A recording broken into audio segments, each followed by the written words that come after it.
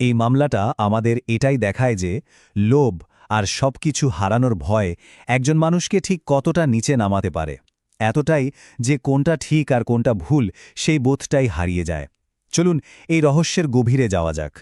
একটু ভাবুন তো, একদল ডুবুরি একটা কনকনে ঠান্ডা ঘোলা লেকের প্রায় ৬০ ফুট গভীরে নেমেছে। চারদিকে শুধু অন্ধকার আর কাদা। জীবনের ঝুঁকি নিয়ে কিছু একটা খুঁজে বেড়াচ্ছে তারা, এমন একটা জিনিস যা এক ভয়ঙ্কর অপরাধের জট খুলে দিতে পারে। কিন্তু প্রশ্নটা হল, লেকের অত গভীরে এমন কি লুকানো ছিল? কি এমন গোপন কথা যার জন্য কেউ এতটা মরিয়া হয়ে উঠবে? এই একটা জিনিসই কিন্তু পুরো মামলার মোড় ঘুরিয়ে দিয়েছিল। এই মর্মান্তিক কাহিনীর শুরুটা হয়েছিল একটা ফোন কল দিয়ে, যে কলটা কেউ ধরেনি। একজন মায়ের হঠাৎ করে চুপ হয়ে যাওয়াটাই এক অন্ধকার রহস্যের জন্ম দেয়। দিনটা ছিল ২৭শে সেপ্টেম্বর ২০২৫।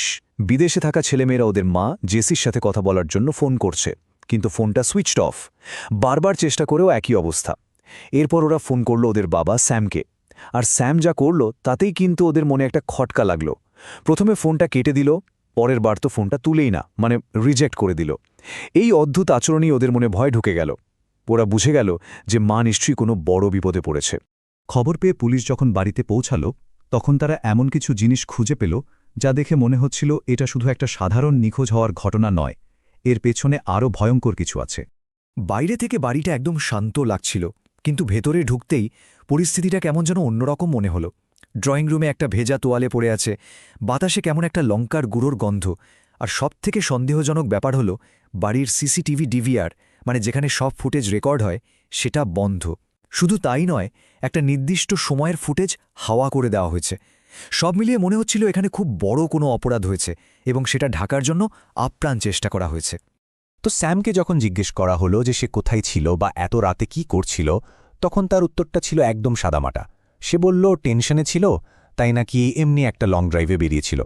কিন্তু তার এই সহজ সরল গল্পটা মোটেই মিলছিল না বাইরের সিসিটিভি ফুটেজের সঙ্গে। ফুটেজে পরিষ্কার দেখা যাচ্ছে তার গাড়ি রাত প্রায় 11:15টায় বাড়ি থেকে বেরিয়েছিল, প্রায় ৬০ কিলোমিটার দূরে গিয়েছিল, আর ফিরেছিল সেই ভোর 2:10 এটা তো কোনো সাধারণ র্যান্ডম ড্রাইভ বলে মনে হচ্ছে না, তাই না? এর পেছনে যে একটা গভীর ষড়যন্ত্র ছিল তা বেশ স্পষ্ট। আসল প্রমাণটা এলো স্যামের গাড়ি থেকে। ফরেন্সিক দল, মানে যারা অপরাধের একেবারে সূক্ষ্ম চিহ্ন খুঁজে বের করে, তারা গাড়ির ভেতর থেকে যা পেল তা ছিল চমকে দেওয়ার মতো। হালকা রক্তের দাগ, সিট কভারে লেগে থাকা কাপড়ের আঁশ, আর কয়েকটা চুল। এই সব কিছুই তার লং ড্রাইভের গল্পটাকে একেবারে মিথ্যে প্রমাণ করে দিল। বরং এটা স্পষ্ট ইঙ্গিত দিচ্ছিল যে গাড়ির ভেতরেই ভয়ঙ্কর কিছু একটা ঘটেছে। আর এরপর তদন্তের মোড় ঘুরে গেল সেই একটা জিনিসের দিকে যা দিয়েই আমরা এই আলোচনাটা শুরু করেছিলাম, একটা মোবাইল ফোন। একটা দুর্গম পাহাড়ি খাত থেকে জেসির মৃতদেহ উদ্ধার হওয়ার পর পুলিশের একমাত্র লক্ষ্য হয়ে দাঁড়াল তার হারিয়ে যাওয়া ফোনটা খুঁজে বের করা। কারণ তারা জানত এই ফোনটাই হলো এই মামলার একমাত্র নীরব সাক্ষী, যেটা সব রহস্যের সমাধান করে দিতে পারে। অনেক খোঁজাখুঁজির পর সেই ডুবুরিরা লেকের গভীর থেকে ফোনটা উদ্ধার করতে পারল। আর তারপর ফোরেন্সিক বিশেষজ্ঞরা যা করলেন তা ছিল অবিশ্বাস্য। তারা ফোন থেকে ডিলিট করে দেওয়া সমস্ত ডেটা ফিরিয়ে আনলেন। এটাই ছিল তদন্তের সবচেয়ে বড় ব্রেকথ্রু। ফোনটা যেন নিজেই কথা বলে উঠল। ডেটা থেকে জানা গেল ২৬শে সেপ্টেম্বর রাত ৮:৪৭ পর থেকে জেসির ফোনে আর কোনো অ্যাক্টিভিটি নেই। তার ফোনের লোকেশন হিস্ট্রি হুবহু স্যামের গাড়ির রুটের সাথে মিলে গেল। আর সবচেয়ে মর্মান্তিক যে জিনিসটা পাওয়া গেল সেটা হলো তার পাঠানো শেষ মেসেজটা। এক বন্ধুকে সে লিখেছিল, বাড়িতে খুব টেনশন, স্যাম খুব অদ্ভুত আচরণ করছে, আমার ভালো লাগছে না। মানে নিজের আশঙ্কার কথা সে জানিয়ে গিয়েছিল।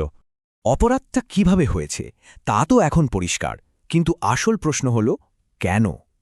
এই নৃশংসতার পেছনে কারণটা ছিল নিছকই লোভ আর সবকিছু নিজের নিয়ন্ত্রণে রাখার একটা ভয়।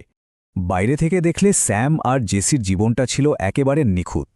সবাই তাদের এক সম্মানীয় দম্পতি হিসেবেই চিনত, কিন্তু পর্দার আড়ালে তাদের সম্পর্কটা ছিল বিষিয়ে যাওয়া। ভাবা যায় ওরা একই বাড়িতে থেকেও আলাদা আলাদা ফ্লোরে থাকত, আর একে অপরের বিরুদ্ধে একটা ভয়ঙ্কর আইনি লড়াই লড়ছিল। আর এই লড়াইয়ের মূল কারণটা ছিল টাকা আর সম্পত্তি। জেসি আইন মেনে ভরণপোষণ আর সম্পত্তিতে তার ভাগ চাইছিল, আর স্যামের ভয়টা ছিল ঠিক এখানেই। ডিভোর্স হলে তাকে মোটা টাকা খোরপোস্ত দিতেই হবে, সাথে বাড়ির একটা বড় অংশও হাতছাড়া হয়ে যাবে।